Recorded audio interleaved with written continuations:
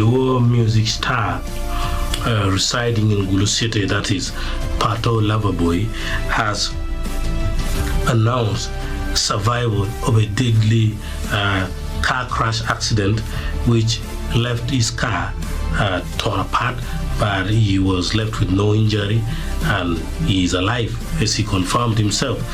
Pato Loverboy said, good thanks so much for your unconditional love and protection. I lost the car, but not the life that worked for the car. I'm forever grateful, and I will never doubt you because I know I'm covered with blood of Jesus. That's Pato Loverboy posting straight up on his Facebook account.